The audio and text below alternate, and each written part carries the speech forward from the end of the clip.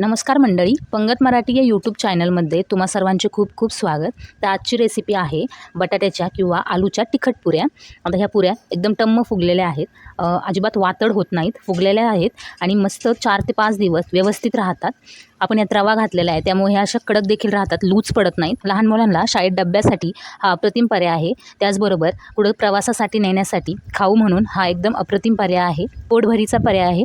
चला तर मग रेसिपीला सुरुवात करूया। आता इथं तिखट पुऱ्या करण्यासाठी मी मध्यम आकाराचे 2 बटाटे उकडून घेतलेले आहे आणि त्याची साल मी काढून घेतलेली आहे। आता हे बटाटे मी किसणीच्या साहाय्याने किसून घेणार आहे। बटाटे आपल्याला व्यवस्थित किसून घ्यायचे आहेत, त्यामध्ये जराही गुठळ्या नको आहेत आपल्याला, त्यामुळे आपण व्यवस्थित यांना किसून घेणार आहे।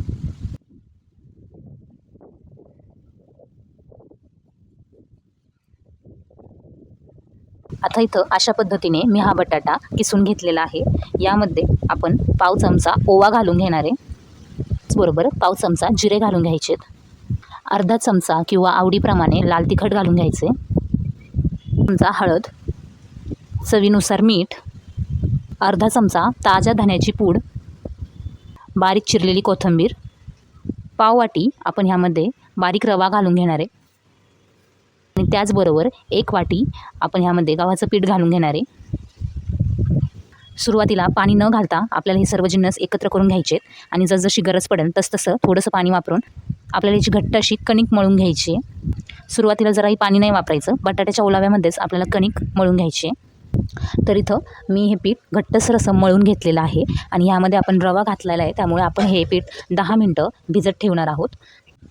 आता 10 मिनटानंतर आपण हे पीठ पुन्हा एकदा व्यवस्थित असं मळून घेऊया।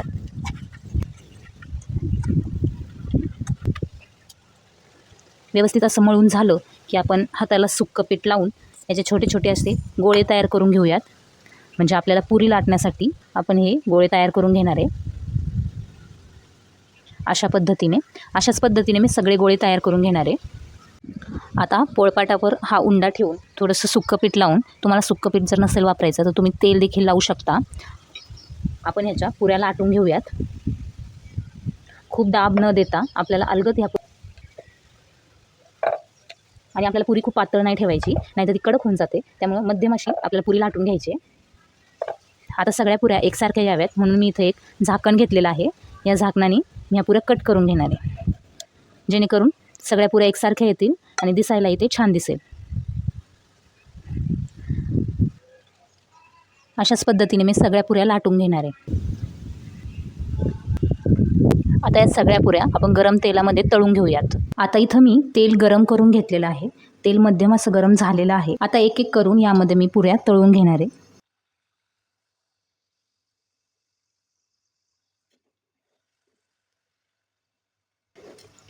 अशाच पद्धतीने मी सगळ्या पुऱ्या तळून घेणार आहे।